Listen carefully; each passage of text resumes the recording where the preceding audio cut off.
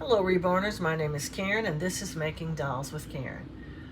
We're back with Priscilla to finish her up. I was just about to start without starting the camera. That's why my paint's already open and everything.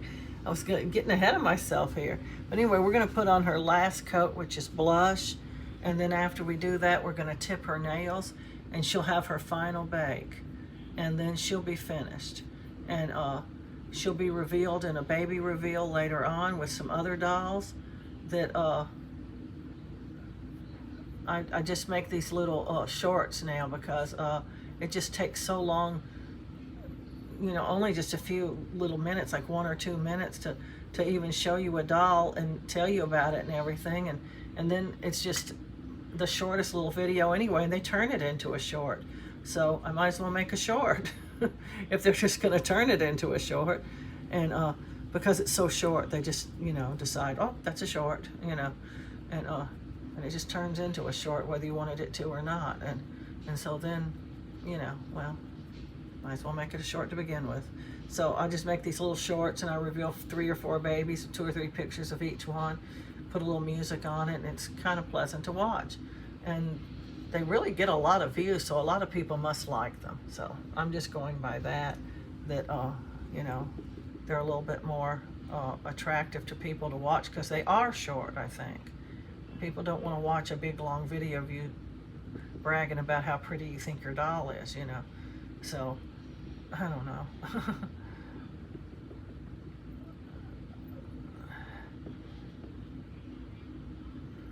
But anyway, I'll be doing a reveal on her when she's all the way finished, has her hair and has clothes on, and, you know, you'll see her on a baby reveal. I've been thinking about putting in the description of each video a link to where they're posted on eBay so you can see the photographs I took there, but not very many people would know to look down in the description for it because I didn't say anything in the video about it. And it wouldn't be right away that I could post that link because they sit over here up here on my shelf waiting for their glue to dry and stuff like that, you know, for several days before I even put them together. And then sometimes I don't even take the photographs for several more days after that. So, you know, saying, oh, there's a link, and then they go and there's no link, that's not productive, that's counterproductive. And so I just haven't done that. I'm just trying to think of a way to let people see the finished doll, you know, before I make the reveals. I don't know. Maybe I'm being too picky on myself, but a lady did message me and ask me, how can we see your finished dolls? I said, well, I do a baby reveal, but they're also posted on eBay. And I sent her a link. I don't know if she went there and looked or not, but some people don't really want to go to a different site to look at something like that. I don't know. I'm second guessing myself probably. She's not going to be an incredibly dark baby, I can tell that. And I can't get down in that crevice unless I use this brush because it's just too tight. The sponge won't go down in there. Her face is much, much darker. I don't know. Well, even her head, where I didn't put any enhancements really, is much darker than her arms and legs. I don't know why. I didn't do anything different to it. Did exactly the same things to all of the pieces. But here we are, darker on the head. That's okay because that's the part that people look at the most is the face. And they want it to be a certain look. And I think she's got it on her face, but her arms seem a little dim to me. I don't know. And legs, her limbs look a little pale to me compared to her head, which should be about the same color because I did the same things to it. Not her face, just up here on her head. She looks a lot darker up on her head than her arms and legs look to me. I don't know. It's just one of those things, I guess. But I will be giving her hair probably a start tonight, probably.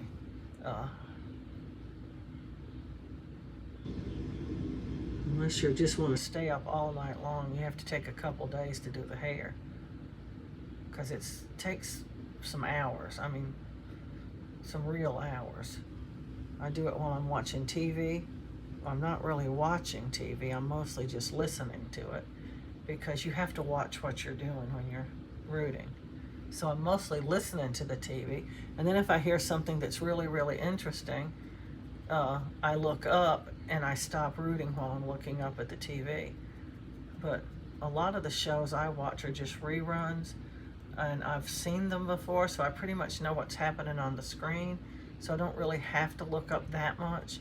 So I can get a lot of rooting done while I'm listening to TV. I should put that way, I'm listening to TV. But, you know, you stop and pause every now and then just to get a drink or whatever. Put your needle down for a minute because your hand's cramping or something. And so during those times, I'm actually looking at the TV. But, that's not much times, is it?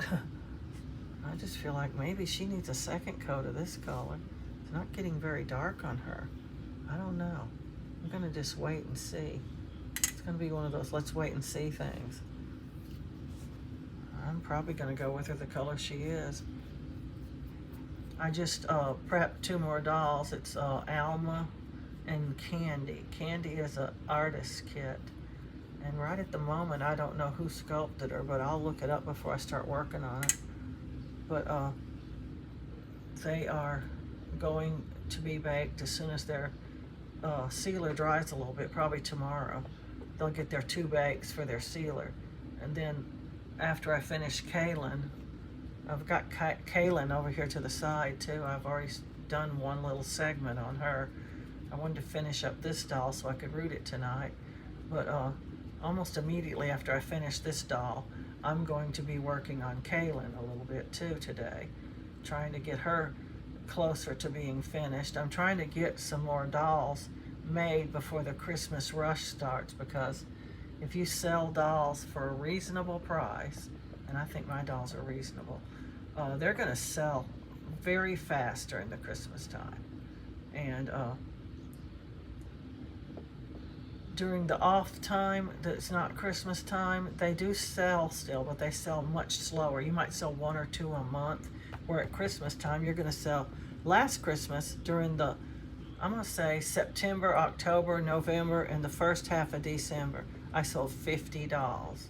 A little over 50, actually. I think it was 51 or 52. I'm not really sure, I don't remember. But that's a lot of dolls. And the ones that were left were only bargain doll material, really. And so I did an after Christmas sale and marked them down to half the price I was asking for those dolls during the, you know, the Christmas rush, and sold almost all of them. Just recently finished selling the bargain dolls. I don't have any more bargain dolls. I won't be having dolls that cheap anymore, I don't think, unless I mess up real bad on one and it's a boo-boo baby or something. But I really sold another 30 or 40 dolls just by marking them down to clearance prices. But you don't want to do that too often, because I was actually not even breaking even on those dolls. I just wanted to move them out because a lot of them were really bargain doll quality anyway. And they were dolls that I had practiced on, like when I was just first learning to root hair and stuff. And I had previously penciled hair onto them. So I went back and I pulled some of them out because they didn't look all that good anyway, because, you know, I hadn't stepped up my game hardly any, and I was still making dolls that were kind of plain, and they weren't flat. I wasn't going to say they're flat, but they were sort of in the plain range, kind of pale and kind of, you know, not real high quality or anything. So I thought, well, that's a perfect doll to practice on, rather than practice on a brand new kit that I'm going to try to do better on. And so I rooted their hair, and it didn't look all that good when I first started, because I was really brand new at it. So they, like I said, they were kind of bargain doll material to begin with. But they didn't look all that bad. So people just raved over how good they looked for the price. And I'm not going to have them that cheap anymore. It was just too cheap. I was losing money by selling them. But I just needed to get rid of them because I needed the space for dolls that I was doing a better job on, if that even makes sense to you. Because I don't know, it's just didn't want to keep them around. Some of them I donated, some of them I gave to family members for like a birthday present or something, you know. And so they went. Okay, now I'm going to tip her nails. I'm going to use this. I'm going to try to see if this is still any good in here. I have some nail tip that I mixed up in a little lid of a drink bottle. And it's been inside this little plastic bag this whole time. And I tried to squeeze out all the air I could so it wouldn't dry out, but I don't know, it might be dried out. Let's see. I used a toothpick to put it on the doll, and no, it's still plenty good. That's weird. I'm gonna mix it up real good in case it separated a little. All I did for this is I took the jar of nail tip and I put some, the littlest amount I thought I could get by with, into this little lid, and then I just sort of drizzled in some thinning medium. I didn't put any paint thinner at all in it. And then it's just the right consistency and everything, but you just only need a dot, the smallest, tiniest little dot that you can even get on the end of your toothpick to swipe across the nail. And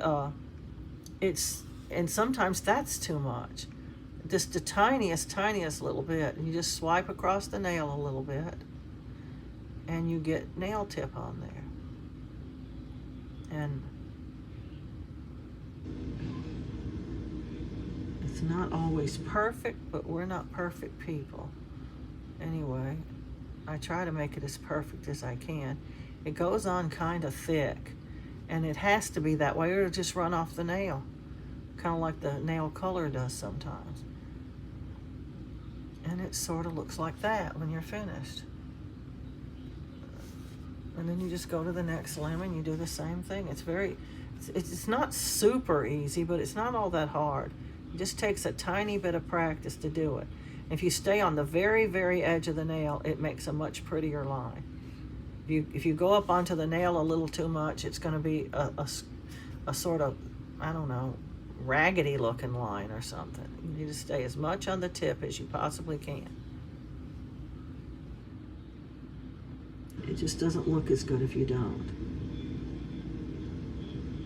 And these nails that touch the hand are much harder to do than nails that are sticking out free, because they're just, you have the chance of getting the nail tip on the fingers as well. And I don't know, it's a little bit of a skilled thing, but not so much. I did a pretty good job my very first time, I think. And now that I'm a little bit more experienced, I've done about 6 dolls with it, and it gets a little easier as you go along, because you learn a little trick here or there that you're just sort of teaching yourself. Oh, if I do it that way, it's a little straighter or something like that. And after we get her all tipped up here, I'm going to give her a minute or two to dry on the table before I take her and put her in the oven again. But this will be her last bake. I never really wanted to tip nails before until I saw Presley, and his nails were amazing, I thought. Very amazingly done, and it made me want to tip the doll's nails. I did not make him. The only thing I did was, he was very dirty when I got him, like he'd been in somebody's attic or basement or something. He didn't smell bad at all, but he was very, very dirty. And I took him apart and I wiped him down with alcohol. I thought, well, if it takes the paint off. I didn't even know if he was heat set or air dry, but I figured out alcohol will take air dry off, and it didn't take his paint off, so he must be heat set. And so I thought, well, if it takes the paint off, I'll just repaint him. And so I just took a chance, and sure enough, I cleaned him up real good with some alcohol, real good. I just kept wiping him until I thought he was clean enough. And then I decided his color was a little off, and I put 1 coat of skin color on him. I believe it was 1 coat. Might have been 2, I don't remember for sure. And then I thought he looked really good, and so I sealed him. because he didn't have any sealer on him at all. You could tell. He was just felt like, when you paint a doll without any sealer at all, they feel pretty much like they did when they were bare vinyl. And that's the way he felt. And I thought, he needs a little sealer on him. So I put a little sealer on him and gave him 2 more bakes and put him back together. That's really all I did. I took his eyelashes off because they were horrible eyelashes, and I gave him new eyelashes because they were just crunched up.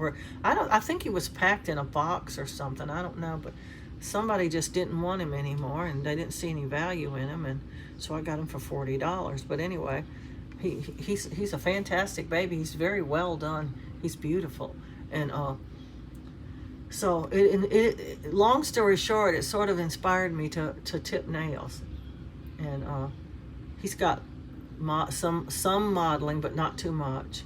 He's got a very good skin color now that I added a layer or 2 to him. He's got veins. He's got capillaries. That also encouraged me to do capillaries, which I've really never done before that. And he was just painted. His lips and nails are just beautifully painted, and his nails were tipped perfectly, and he just looked fantastic to me. And I couldn't even believe that somebody would let him go. They just donated him. And because you go to a thrift store, all that stuff is donations. They don't buy your stuff, And so they just didn't see. They just go, oh, it's a doll, let's just donate that, because they probably didn't know anything about reborns at all. And they certainly didn't know Presley was a sold out limited edition. And he doesn't have a COA, but I don't care. I'm keeping him for me, and I don't care if he has a COA because I'm not ever going to try to sell him. So I just put him in my collection. So the fact that he doesn't have a COA is nothing to me. And but anyway, Priscilla is now finished. She is the sister of Presley.